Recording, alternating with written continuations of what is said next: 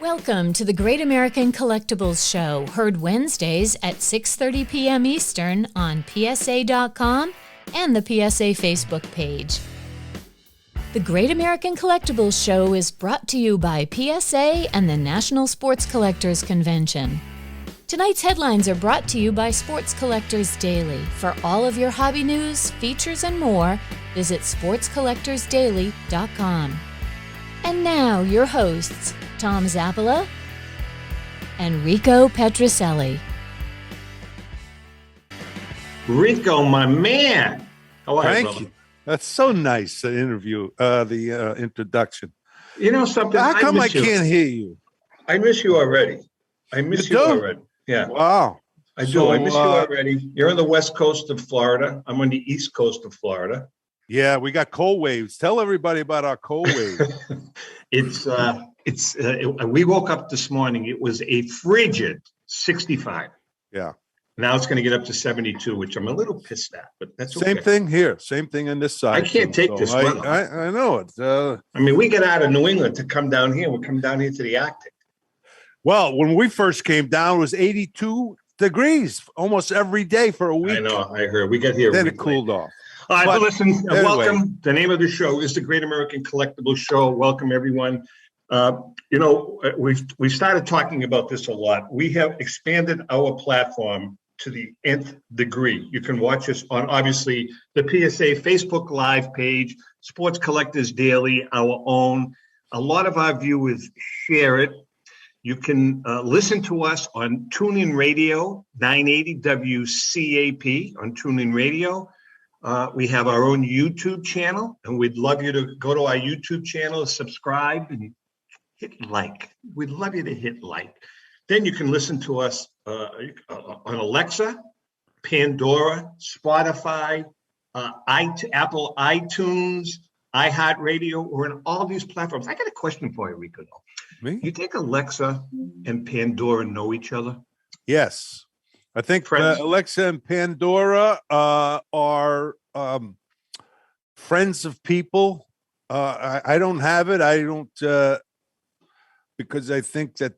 Oh, here we go. Don't even get out there. No, I'm not gonna. Anyway, no. I'm not crazy about it. I had it for 2 days. Then Steve Sloan. Steve is the chief marketing officer. Thank God. Steve is in the house. Stephen, welcome. Stephen. Rico thinks that there's a little guy inside Alexa that's listening to him. Right? Yeah. I thought so too. I mean, how do they always know what I'm what I'm talking about? Because it instantly shows up on my next screen, whether it's Instagram or Facebook. So I know I had to turn Alexa off in my house because my kids were driving me crazy with it, always asking questions and requesting music. So yeah, it's out. Well, my neighbor called me before we got here. 4 days before we got here, my next door neighbor here called me up and says, "Tom, there's a noise coming out of your unit, man. It's his condo is right next door to mine. He didn't have a key. I forgot to give him a key, so I have another neighbor that has a key. They went in there, and Alexa was playing music. No kidding, huh? She must have heard something. I don't know. Crazy. Told you there's a little lady in there saying that. All right, listen. So we have a great show today. Steve is the chief marketing officer, obviously, for Collectors Universe, former president of PSA. But Steve, it seems as though your roles and responsibilities have not only changed, but how are you keeping up with this? Well, first off, thanks for having me on. Excited to be. I got a little nervous when you started listing all the places this is distributed to. So just bear with me, everyone out there.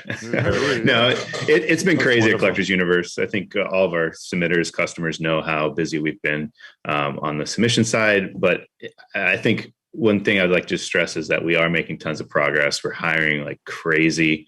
And it's coming together. 2022 is going to be an awesome year for CU, for collectors, but also our customers. I got to tell you something. I'll tell you what the great measuring stick is.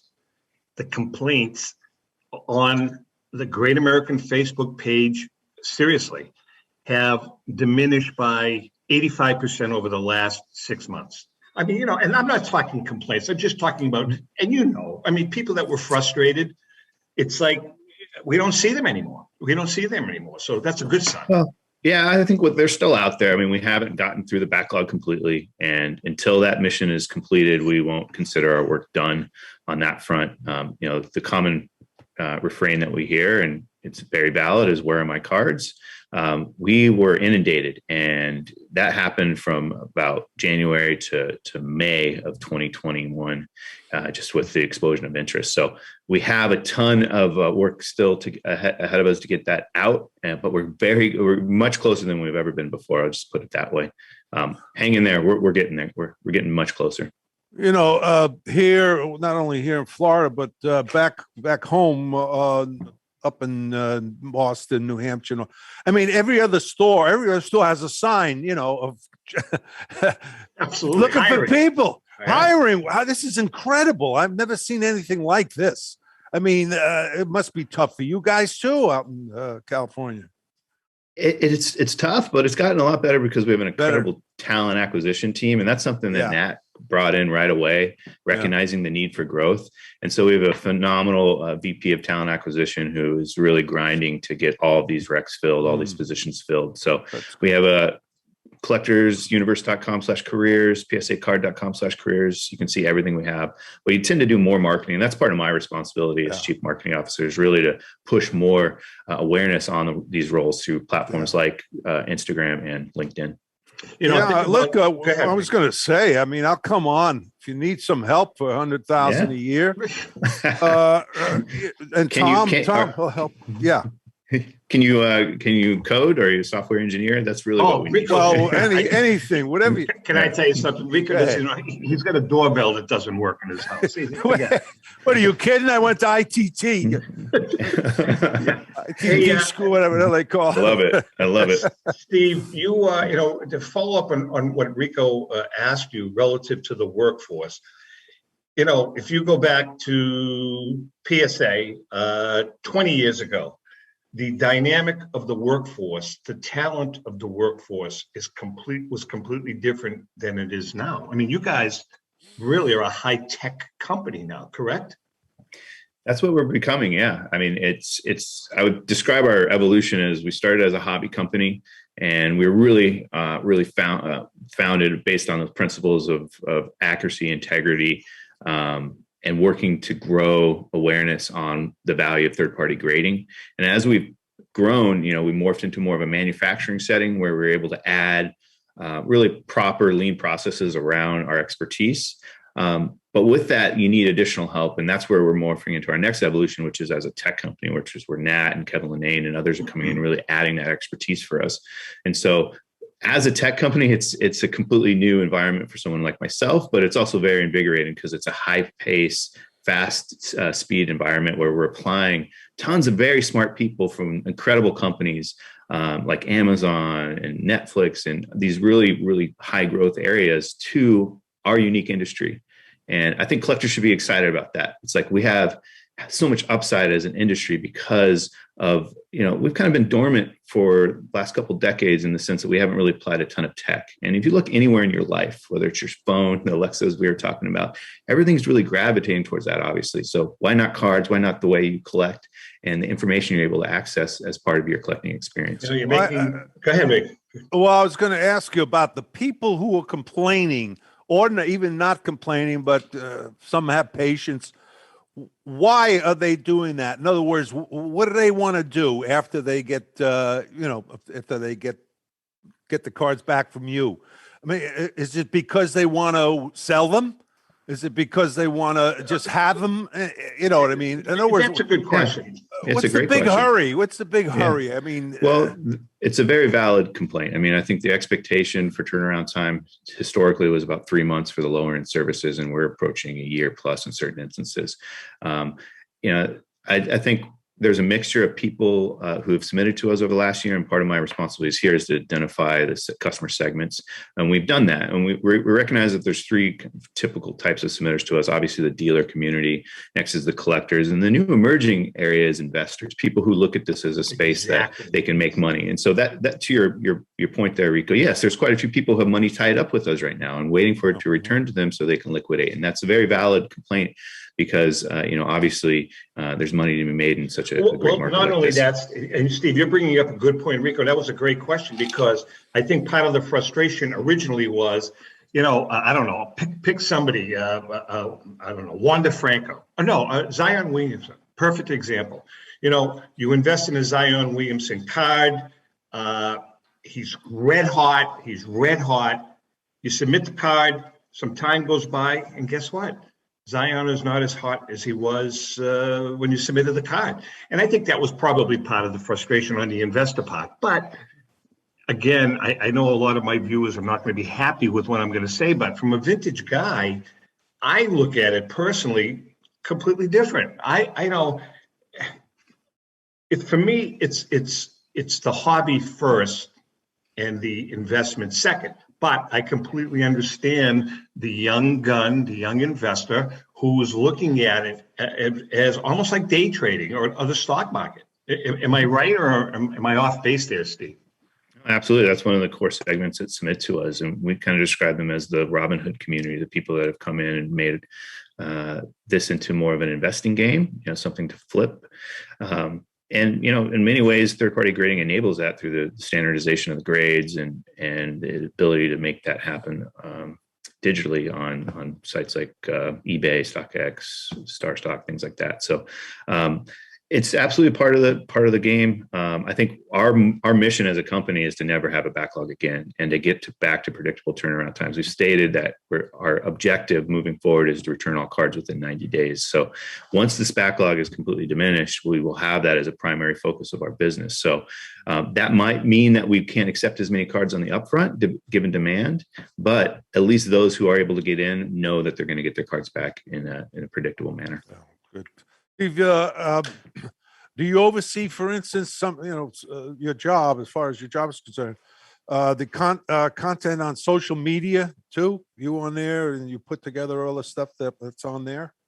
Yeah, I can't take personal credit for it. I have a fantastic team led by Ryan Green, who's a new hire, came over from Top Rank Boxing, and Ryan has really infused a lot new life and engagement into our social channels, particularly on Instagram and Twitter and Facebook as well. So Ryan has really done a great job of showcasing not only the cards that are coming through our facility, which has been, I think, a really popular posting series, but also the user generated content, that the fact that there's such a huge PSA community out there. And we love showing off when people are taking photos and sharing photos of their PSA graded cards.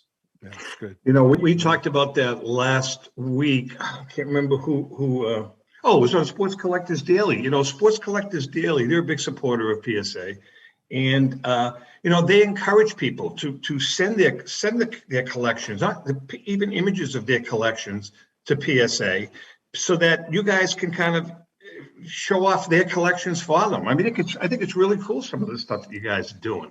I want to go. If I'm going to do it, I want to go to the best.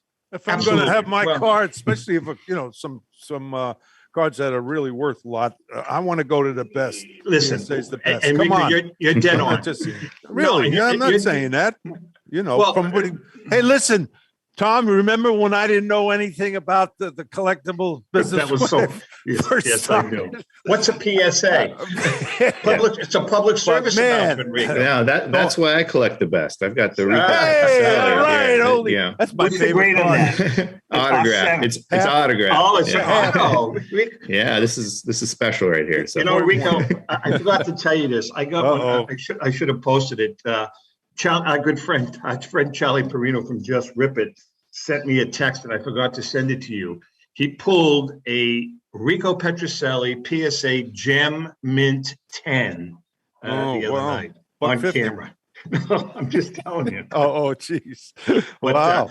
Something, Steve? No. Rico's making a good point about PSA. Look, you guys are a big sponsor of the show. You're our corporate sponsor, you and the National. But down here in Florida, there's a little card show that I go to. They asked Staten Island Joe and I go to it, Rico. It's once a month. And it's called the West Palm Beach Card Show. And there's competition down here. There's competition down here of PSA that's close by. But the point is that you go and talk to people. You go and talk to people. In my opinion, it's all PSA. I mean, PSA, they just love. Listen, have they been frustrated? Absolutely. But when push comes to shove, it's the go-to company. That's the way a lot of them feel. And again, Steve, I don't want to. This is coming from my mouth and not Mr. Sloan's. No matter which way you cut it, and again, from an investor standpoint, if it's got a PSA, if it's in a PSA slab, I don't care who the other grading company is. Your card is worth more money, and that's the bottom line. That's my opinion. Yeah. It's something we track. Absolutely. Yeah, it's something we track. I mean, we appreciate the support from the community. We think as we grow, like it's a network effect. The more people that see and collect PSA graded cards just adds to that kind of spin wheel of momentum for us.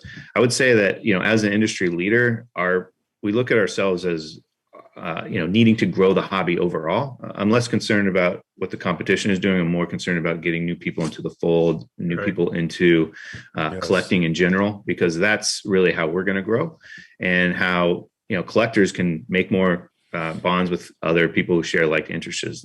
You mentioned like the social media and people sharing photos. I mean, that's what makes it so popular, is the ability to see what people are collecting that you might also be interested in. And so that's not us, that's the community. And so that's, as a leader in our space, that our objective is to find more people who have those interests and bring them together. Before we take a break, Steve, 2.5 years ago, how many employees did PSA have? Probably overall, I'd say Collectors Universe, which is now Collectors Holdings, probably about 250, 275. Okay, now let's fast forward 2.5 years to today. How many employees? We're about 1,200 now. So yeah, you can see about almost 4x growth there. Like I would say too, our goal for the end of this year is to get up to 2,000 total. And that spreads across multiple offices. We are opening offices. Yeah, we're opening offices on the East Coast. We're looking at expanding operations internationally. We obviously have Japan. Oh, yeah. So unfortunately, not at Fenway Park, but well, no, I'll do it out of the house. You know something? I still, before we take a break, I was pushing for that big time with when Joe was president. Remember that? Rico and I were going to talk to Fenway Park. The what's the name of that place? The Yawkey Way store. It used to be the Yawkey Way store. What's it called? Yeah, now? It's a twin store. Twins, yeah, whatever it is. But that would have been an ideal place just outside Fenway Park to have a nice little grading area, like 20 feet from it. But let's not rule it out. We still have a lot of room for growth. So let's just get the core operation out there, and then you never know what could happen there. All right, we're going to take a quick break. Exciting. The CMO of Collectors Universe, Steve, is in the house with us. Steve Sloan. We're going to take a quick break. We'll be right back. Since 1996, Brian Drent and the staff at Denver's Mile High Card Company have led the charge in the collectibles hobby. Mile High is a full-service dealer specializing in buying and selling cards, and offers a competitive consignment program for all collectors. Whether it be their computerized want list service, appraisals, or auction services, Mile High has it all. If you've been searching for a company with a selection of high-grade vintage 1888 to 1970 baseball cards and memorabilia that shares your passion, aim high, Mile High. Go to milehighcardco.com or call 303-840-2784 for more information. How would you like to own the bat that was used by your favorite player when he hit that towering home run or game-winning base hit? Now look no further than JT Sports, specializing in the sale and authentication of professional game-used bats. As the official authenticators of professional model game-used bats for PSA DNA, JT Sports will guarantee the authenticity of any bat purchased from them. JT Sports also buys and sells game-worn uniforms, gloves, and baseball equipment. The unique quality of the collectible is what JT Sports is all about. Give them a call at 609-487-8003 or check them out at GameUseBats.com. Hi, this is Dan from Memory Lane Auction and Collectibles Company. If you're looking to maximize your return on your sports cards and collectibles, look no further. We at Memory Lane Auction House offer you several options to achieve top dollar for your collectibles. Whether you're looking to auction or sell privately, we're the #1 choice with over 17 years in the hobby. nobody will work harder to achieve your goals. Just call us today at 877-606-5263. That's 877-606-LANE. Or visit us on the web at www.memorylaneinc.com. Go with the best. Go with Memory Lane. It's often been said that championships are won on the practice field, and world records come only to those willing to work harder than everybody else. Heritage Auctions is the world's largest collectibles auctioneer because we believe that becoming the best is only an invitation to the challenge of remaining the best. This requires the skills of the hobby's top experts, capable of identifying and maximizing value for our consigners. It requires the most visited website in the industry, courting a global audience of collectors over 1.5 million strong. It requires a dedicated press department that expands our global reach far beyond the entrenched hobby marketplace. It's hard work, but a simple premise. Present the finest collectibles to the largest population of potential buyers, and world records will come. We invite all listeners to put the unmatched power of Heritage Auctions to work for you. Auction evaluations are always free, and our commission-based fee structure ensures that our interests are always aligned. The highest possible price for your collectibles. There will always be new world records to chase, so let's chase them together. Visit our website at ha.com and request your no-obligation review today. This is Brian Drent, president of Mile High Card Company. Is your sports card and memorabilia collection properly insured? For easily replaced personal property, homeowners insurance is all most people need. But for prized possessions that you may have spent a lifetime collecting, it doesn't go nearly far enough. Collectibles Insurance Services has been insuring for over 50 years.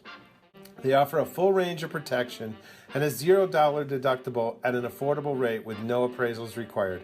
I know because they insure my collection.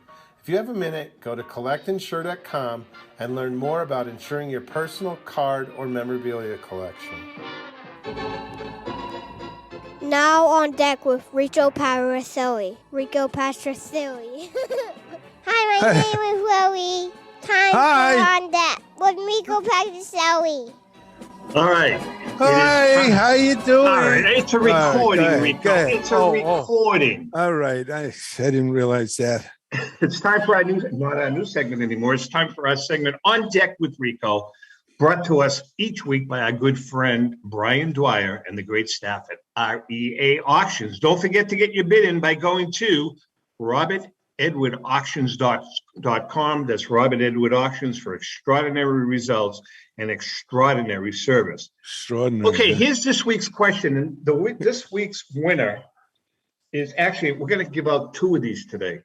One to the winner of the On Deck Rico question, and one to the winner of the Staten Island Joe ugly bag pick later on. And this is ugly. Compliments of Mr. Petrocelli.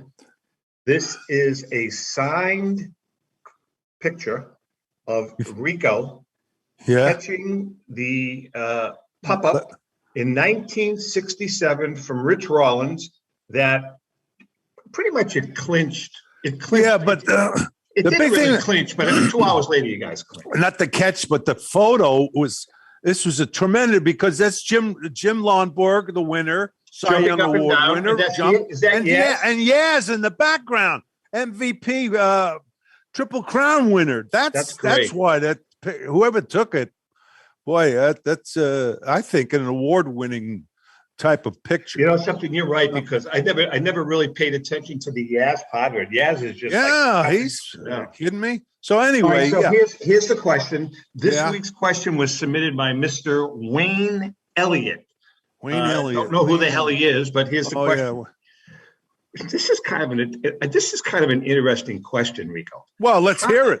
How does you got to go to bed, huh? How does a batter, and how did you adjust to hitting a curveball consistently? Oh, wow, I was a decent curveball hitter. Reason is because Ted Williams says, "God damn, look for the pitch." So, as a rookie in the first couple of years, we're chasing curves in the dirt. So he said, give me the advice. of don't make a move to swing until after the pitcher throws the ball, lets the ball go. You know how you get ready, think about, you're in there, you're you're in your stance and the pitcher is winding up and you're kind of just like a rubber band getting ready to snap. Well, don't do that until he throws. And then, because it's like a changeup, it's a different speed. And unless it's in the dirt, if it's hittable, you got a chance to hit it. So I did that. It was chancy. I was guessing, but I became a decent breaking ball hitter. And that's the reason. Who threw, in your opinion, of all the pitchers you faced, and you faced a lot of Hall of Fame pitchers, who had the best breaking ball? Or who was up there? A couple of the pitchers besides Koufax, Bert Blyleven had a great one. Yeah, really tough. Yeah, Bert. And there were a few other guys that were Raleigh Fingers. Raleigh Fingers had a 96-mile-an-hour fastball, and then he had that curveball. Him and I don't even want to mention it. My knees are knocking. But Raleigh and Nolan Ryan. Nolan Ryan had a good curveball? He had a curveball that he'd throw at you, and it would be coming, and then you see that ball coming at you, you're screaming. And then, boom, it's a curve over the plate. Now, he didn't have the great control with it, plus he had such a great fastball. But there were other guys, too, but that's the way, that's the way that I was taught. Steve, jump in if you have a question. A lot of guys, I can't imagine standing in against a Nolan Ryan fastball or curveball. I can't either. Rico, one last question before we get back to Steve. Is it more difficult to hit a good curve or a really good knuckleball? Wow, that's a tough one. Both. If the curveball is down and away to a righty, or if the lefty's pitching to a lefty down and away, it's very tough. But you can make contact. But the knuckleball, when it's really good, forget it. You don't know where the hell it's going to go. You go nuts. Rico, can I ask you a question? Of course, sure. What's the most satisfying pitch to just nail? Like you square up a fastball, or you hit a hanging curve or hanging slider. What is just like, oh, I got it? Like from the perspective of the batter. Yeah. I think almost every hitter likes to hit the fastball. So you get a fastball, 3-1. Let's say that. The pitcher got to get it over the plate. He doesn't want to walk. There might be men on base, and then it's right there. And man, it's like a balloon. Just the feeling. Right? Yeah. And but a hanging curveball, you're not sure it's going to hang until it gets closer to you. So it's a little more difficult. All right. One last question. Holy geez, what is this? One last question. So what was the most, to follow up on what Steve's asking? So what at-bat home run was the most, and don't say the 40th. I'm just saying from a pleasure standpoint, what was one of your favorite home runs? Well, the World Series, 67 World Series. Hit right. two in the one game, and that was, we were behind. We had to win, and I think I got it started, with the home run. Then we went on to win, and that was big thrill. And the other one was during the season was against Vida Blue, when Vida was just having a sensational year. And there was a lot of, hype when he came to Fenway, and I hit 2 off him. And, that was a big thrill too. So a couple of times, it was only a couple of games in my 13 seasons that I enjoyed. All right, Wayne. So Wayne Elliott, congratulations. Text me, email me, do what you got to do. Get some of your address, and we'll get this out to you. Let's get back to Steve. Steve, can you tell us about I guess you pronounce it, the new game division, WADA? We are the authority. Can you tell us about that? Yeah, so it's a company we recently acquired under the Collectors Holdings umbrella, and it, very similar to what we do for cards and coins, but just for video games, third-party authentication and grading. And so Dennis Kahn and the rest of the leadership team over there has come over. They're actually physically moving their offices from Denver over to Southern California, and that's in place right now. And so, what we're doing with WADA is really similar to what we've done with PCGS and PSA, in the sense that we're trying to create the structure around video games that you see in cards and coins. So the structure being consistent and well-publicized grading standards that the whole industry can rally around. Population reporting, which is something that they had kind of held back on, but have now released to the first version of their pop report, which is just adds so much visibility and awareness to a marketplace. Beyond that, we'll look at items like, price guides for video games as the market grows and matures. Same thing with the set registry and, collectible facts, things like that. So the video game space is really interesting for, personally, I grew up with video games in the 80s and 90s. And, while I always gravitated more towards cards and sports, it's still a big part of my childhood. So we think there's a lot of crossover between people who grew up in the 80s and 90s and beyond with video games. And that's why WADA is a big part of the CU family. When my son Tommy, I think you're probably a little older than Tommy, but there was one game that I bought him, and he was 9 years old and used to beat the hell out of me, but I finally beat him. Do you remember Mike Tyson? Mike Tyson Punch Out. And that's a crossover with sports too. I mean, you think about Madden and, all the great releases from the Madden franchise, all the baseball games, obviously Mike Tyson's Punch Outs. You go to any convention, that was just a great game.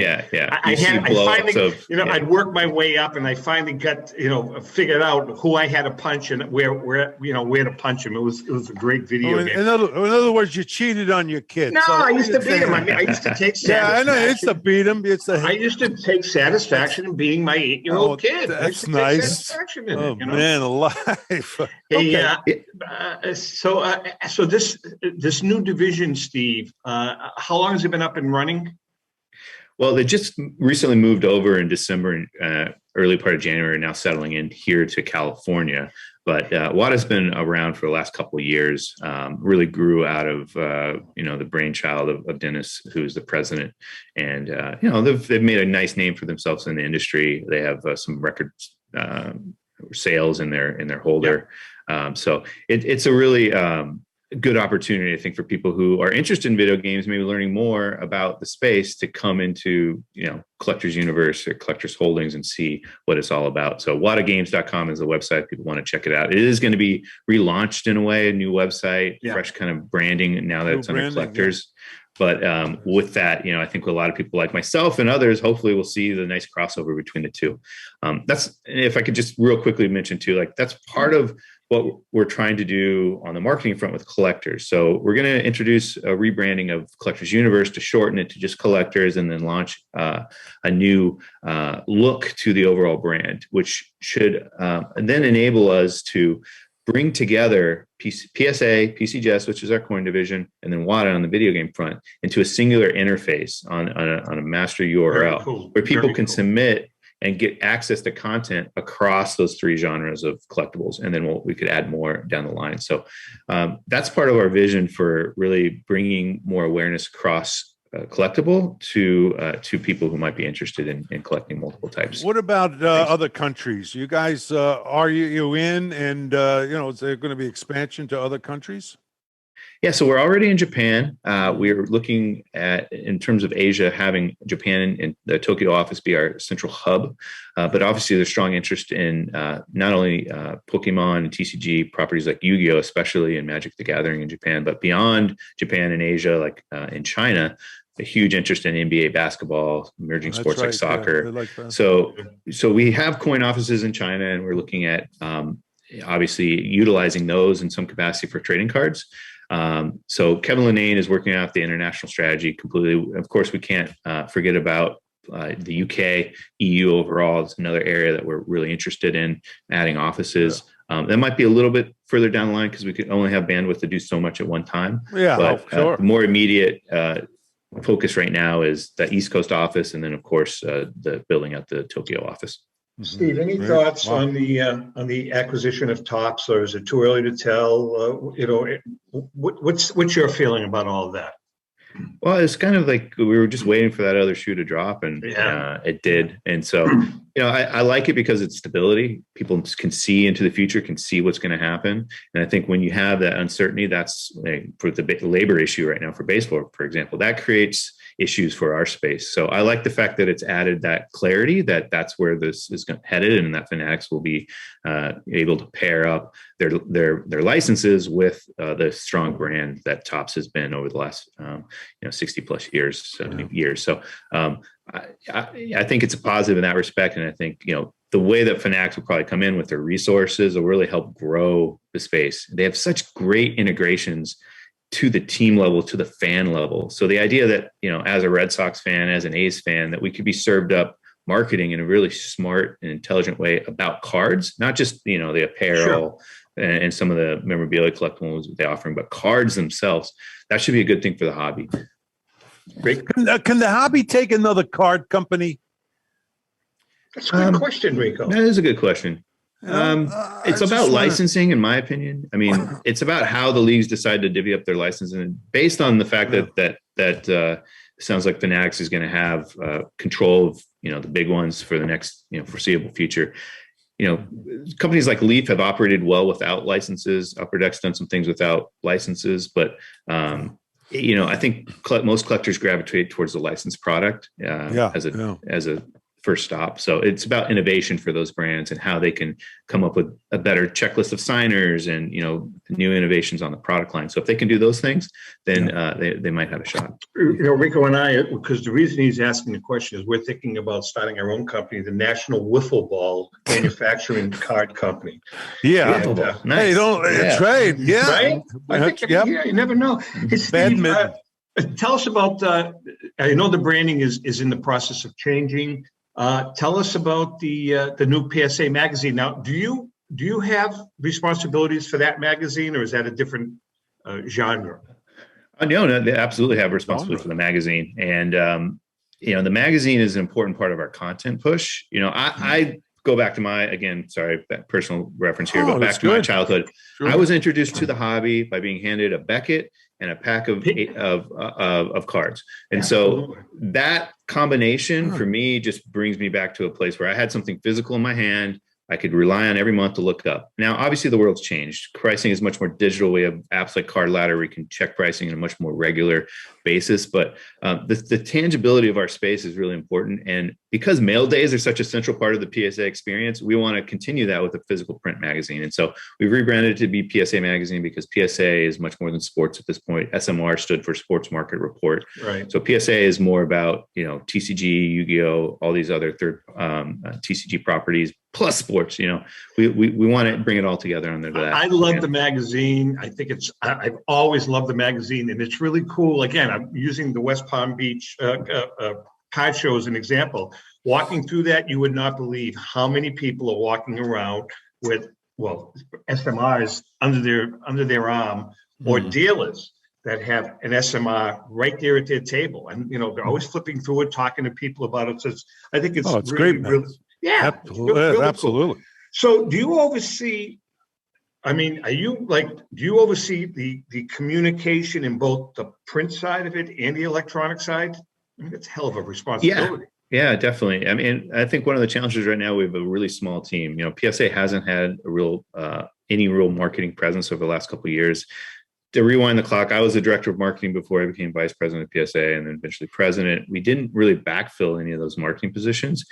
The market was just roaring. We were focused much more on operations at that point. So now we're trying to rebuild the department. So I'm in charge of developing the strategies on the comms front, both digital and print. The magazine is a big part of that, but I need to hire. So if anyone out there is a marketer and is interested in sports cards, please. You're not going to relocate.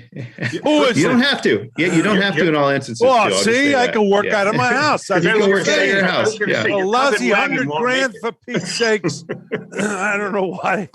We are looking for a managing editor. So managing editor for our PSA magazine. So if you want to do some articles for us, sure. Hey, listen. Now, Ellen was in that business for 40 years. I don't know if you know this. Ellen was president of the New England Press Association. However, she's got enough on her plate. I was going to say, I was waiting for the. We do pay referral bonuses, Tom. So just keep that in mind. We're chatting with Steve Sloan, Chief Marketing Officer for Collectors. For Collectors Universe, for the whole 9 yards. how's it to work with Nat? That's Nat's, great. Yeah. I mean, Nat's a young guy, really knows his stuff. Nat Seems who? to be really, really even keeled. How's that don't all know working out? Wait, so give us Nat. Give us some. Yeah, Nat I would say- Turner? Yeah. Yeah, I mean, the guy has a lot on his plate based on what we're looking to grow this into, and he's incredibly involved and incredibly engaged at the employee level. He's installed a few really thoughtful and I think progressive things within the company walls here to help bring the company together under the new vision, under new leadership.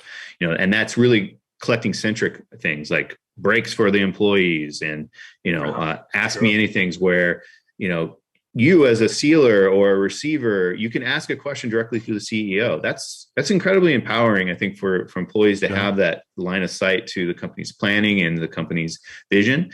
And it makes everyone really understand the cause much better. So I would say he's doing an incredible job of increasing in communication. And outwardly, we want to increase transparency as well. Like, what are we doing and how are we doing it? So that's part of my job is to increase that transparency. So we should expect to see more videos about our operations and our growth in 2022.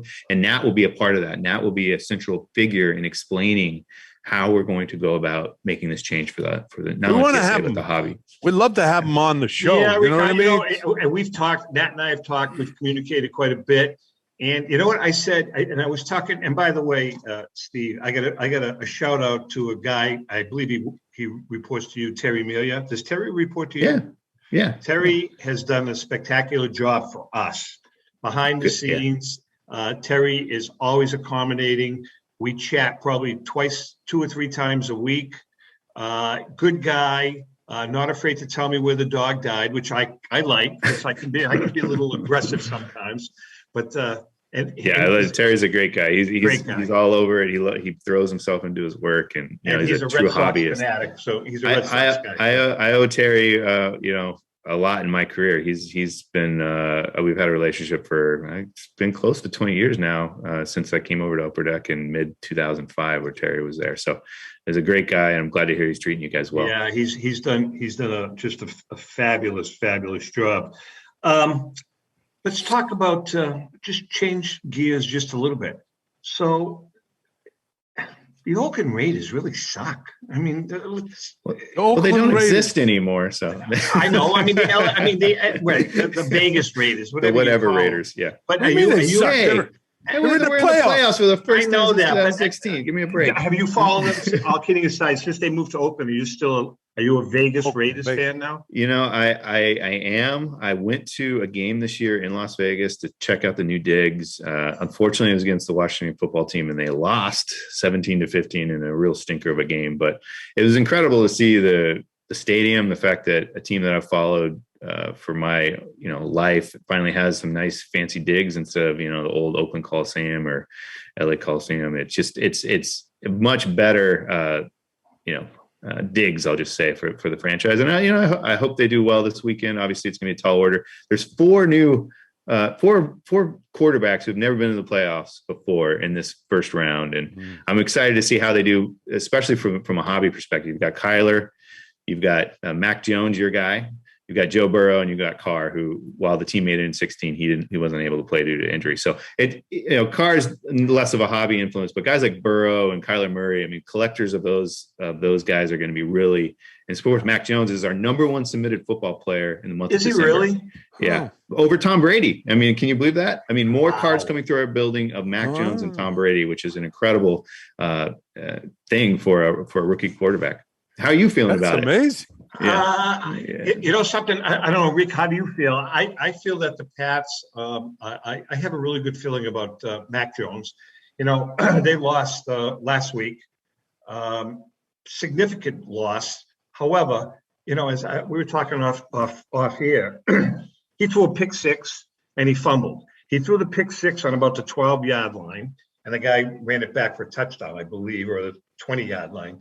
And then he fumbled on the 6 or 7-yard line. Rookie mistake, no doubt about it. But he threw for 265 yards. You take those 2 plays and convert them, and they win the game, and people wouldn't be bashing Mac Jones. No, I don't think he'll ever be anything good, real good, exceptional. I don't. Why? Now, why I do you say think that? once Belichick leaves, especially, and if they stay on, I don't think he's going to be that good. Now, why do you say that? I say that because of I'm a man of experience. He's 22 years old. He's that a kid. doesn't matter. That does not matter. Who You do says realize they're that get better? You do realize that his numbers at this snapshot in time are better than Brady's numbers. I'm not saying he's talking. I know. Don't even watching. mention that. Are you guys watching Man in the Arena?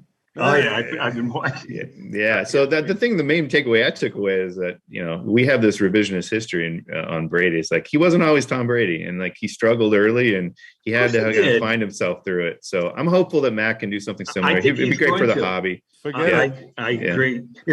Just going back, Rico, but you would love to be wrong, right? You'd love to be wrong. Kidding. I'm just kidding with you. No, Rico, I don't know if you remember this, Rico. This was 1976. One thing about the Raiders that has always stuck in the craw. I was only 8 years old. Of Patriots fans is the absolutely horrendous holding call against Sam Adams. Was it Sam Adams, Rico?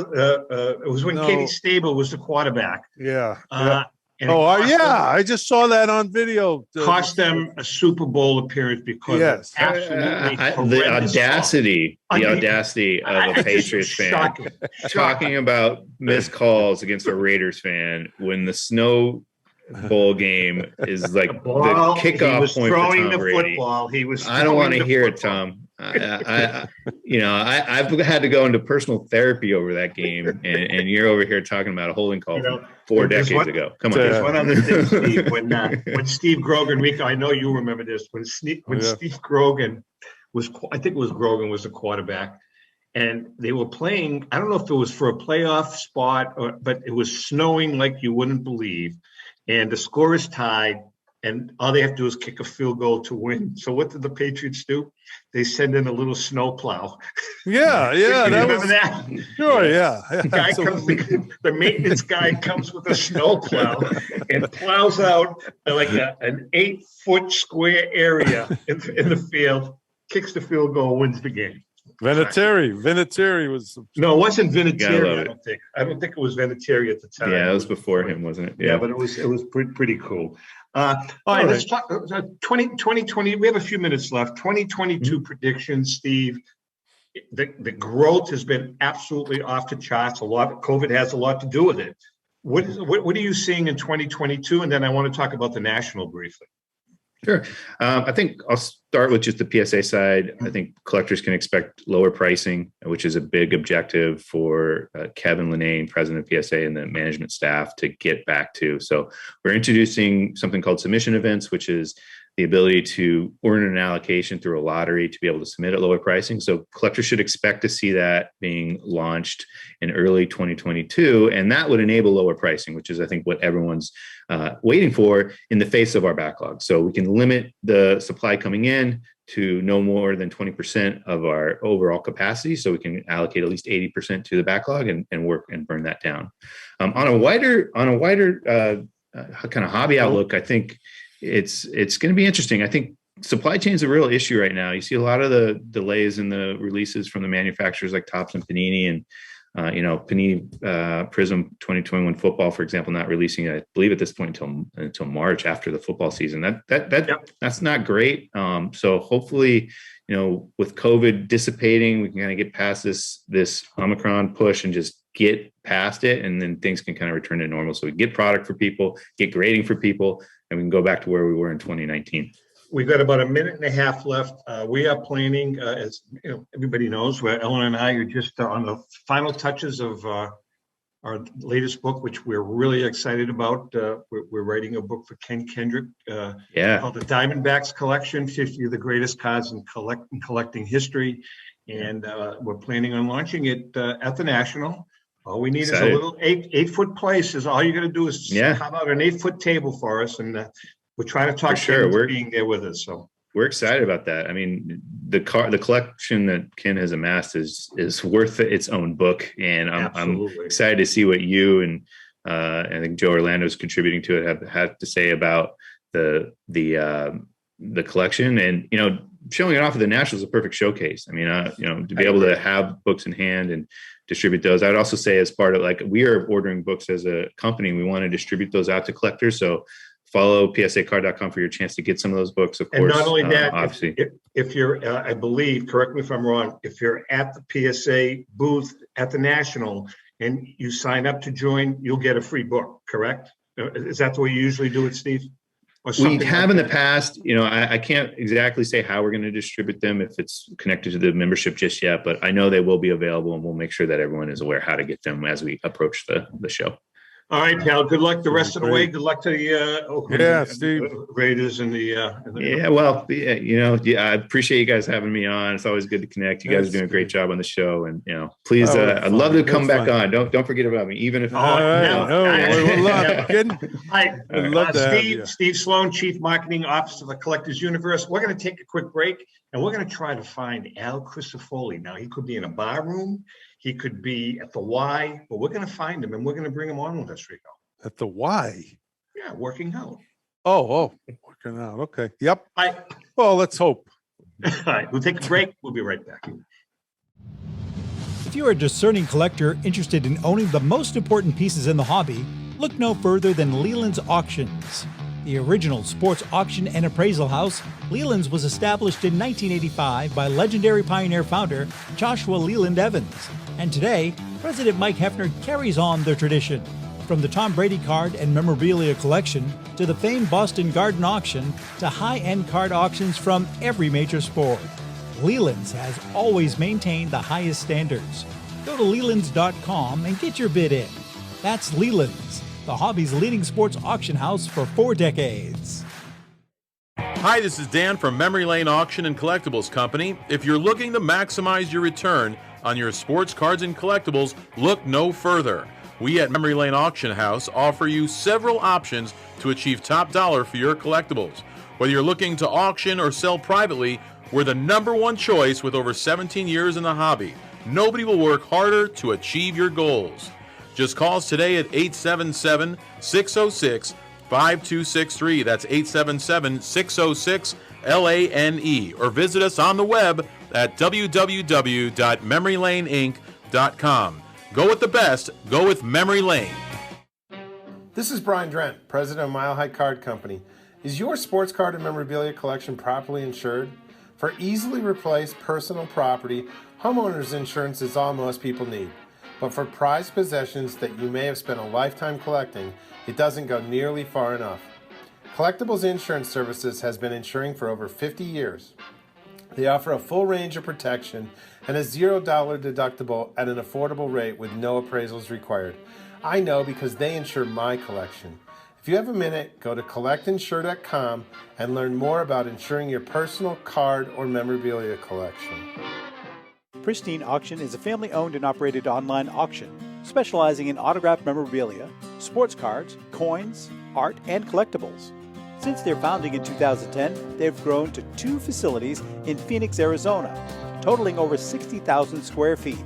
Jared Cavalier and an incredible staff of over 150 team members serve a very large customer base and enjoy every minute of it.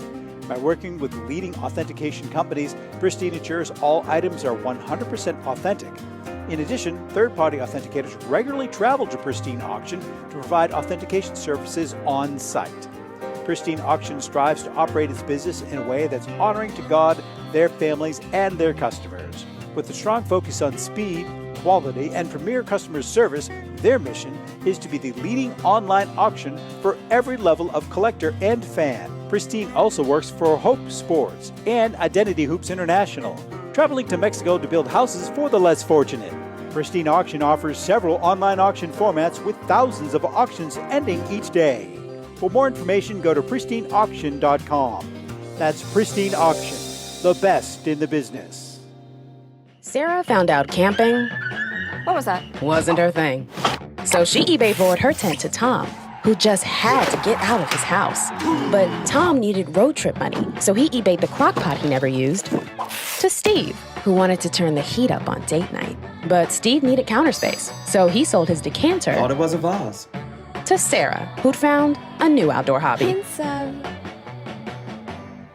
red. eBay. Sell something and make room for something new. Okay, we are back. Hey, Rick, tell us about our friends at eBay. I know. I got so excited when we were talking about it earlier, but the folks know that eBay is the place to go for all their memorabilia, sports or non-sports cards, autographs, and much more. Whether it's a gift for that special someone or you want to just add to your collection. eBay's huge marketplace should be your first stop. And if you sell, now's the time to flip your cards and get some extra cash. I shop on eBay all of the time. That's eBay. Even underwear and all things like that. You can get anything on there. Connecting buyers and sellers globally. That's eBay. Wait a second. First of all, Al, welcome. Not buying my underwear on eBay. I was going to say that, Rico. So let me ask you this question, Rick. Yeah. Do you buy new or used underwear on eBay? It all depends. I got to see them first. If there's stains on them,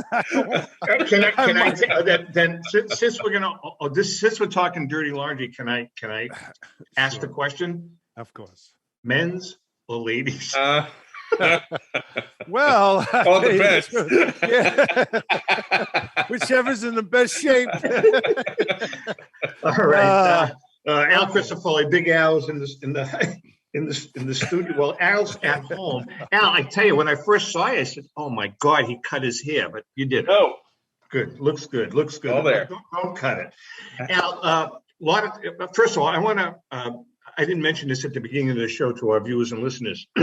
We're going to, starting probably next week, we're going to be doing a lot of what we call GACs, Great American Collectibles Show shorts on YouTube, where we're going out, we're reaching out to some of the best experts in the country, Al being one of them, Joe Tomasulo from Memory Lane, Leighton, a couple of guys from Heritage.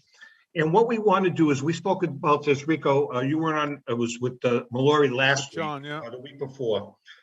We've done a lot of research, and we're going to be making recommendations to the average collector. What we think are a good buy for a vintage card, strictly vintage, for 2022. We're not talking about a T206 tie cob with a green back graded a PSA 8. We're not talking about those cards.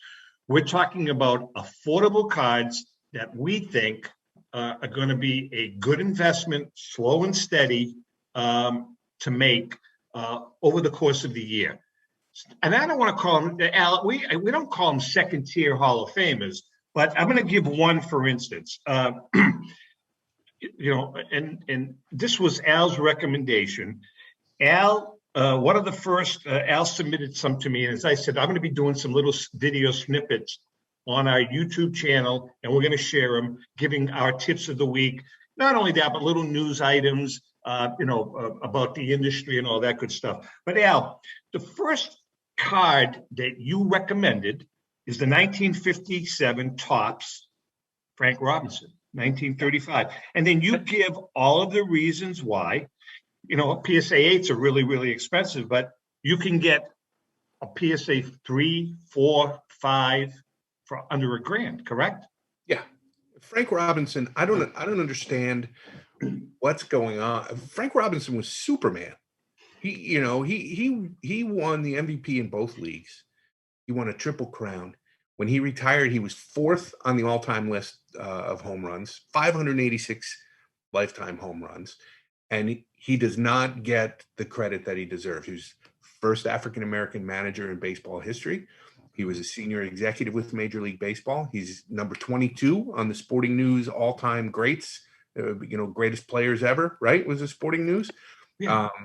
He was Superman. And for some reason, he's completely overlooked by this hobby. And it's not going to be forever. It's not going to last forever. Somebody's going to wake up one morning and say, hey, look at the attention that we pay to Mickey Mantle and Hank Aaron and Willie Mays. And who were their contemporaries? Frank Robinson is right up there with them. And yet his rookie card and all of his early cards are really affordable. Now, as you being one of the experts in the vintage market across the country, have you seen an uptick in not only that card, but in some Frank Robinson cards? And No. I'm not talking you haven't at all. No. And Wow. I mean, high grade Hall of Fame rookie cards in general right now are really popular, and a lot of people have chosen that way of collecting.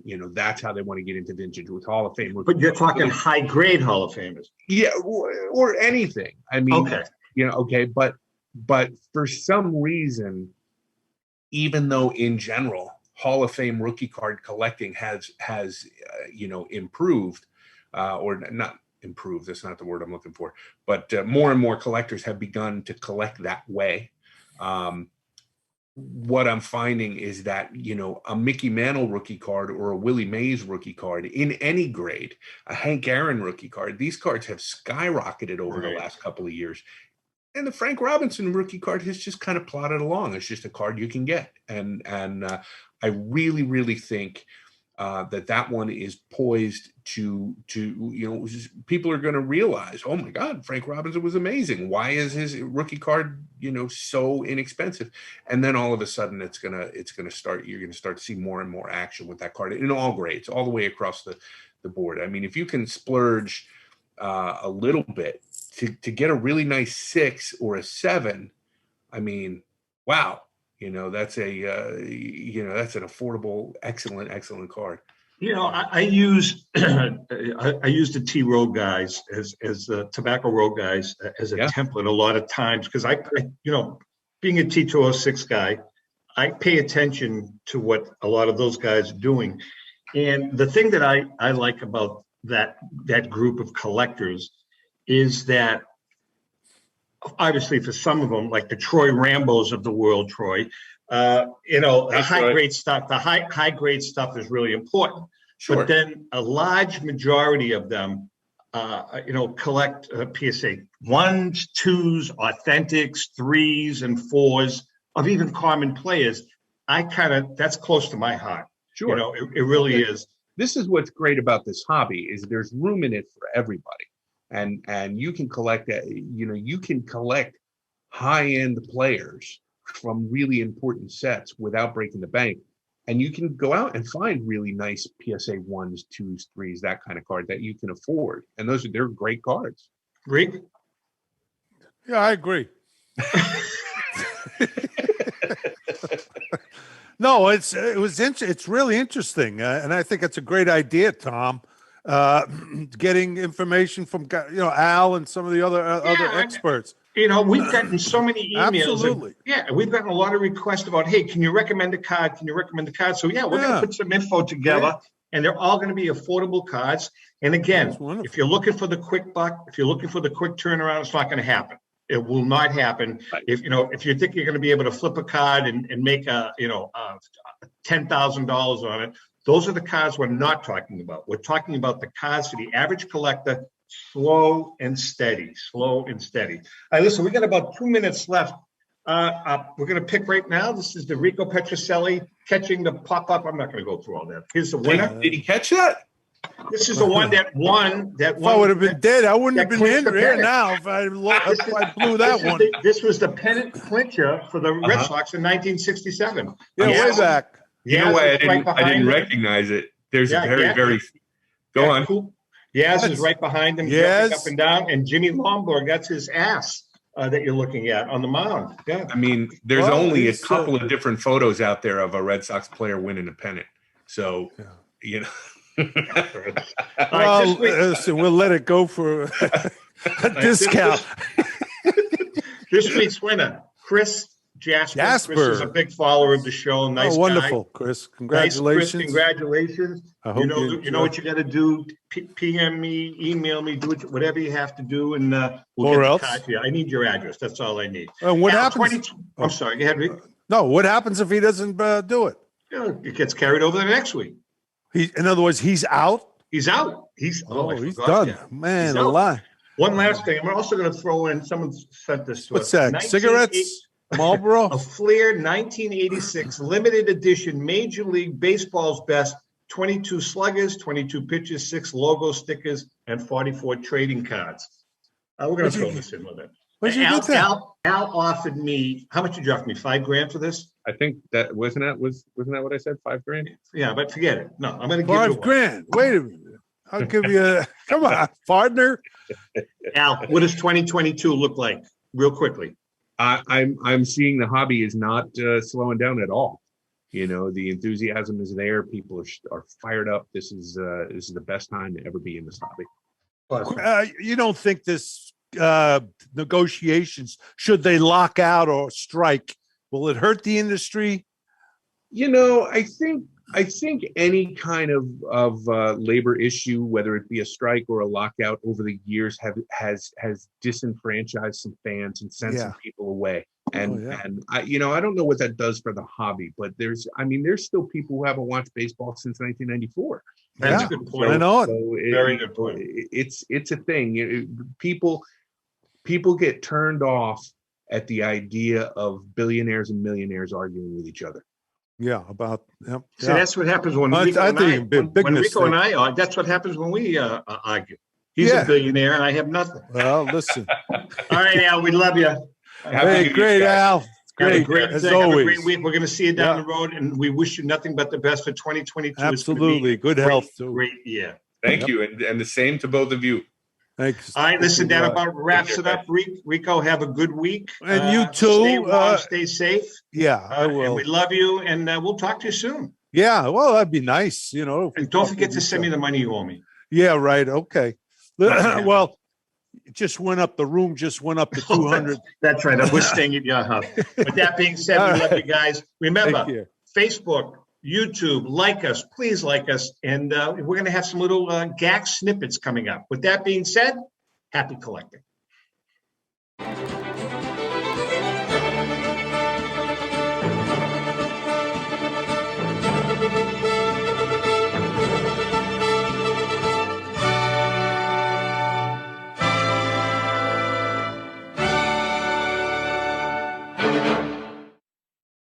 The views and opinions expressed by the hosts, guests, or callers of this program do not necessarily reflect the opinions of the Studio 21 Podcast Cafe, the United Podcast Network, its partners, or affiliates.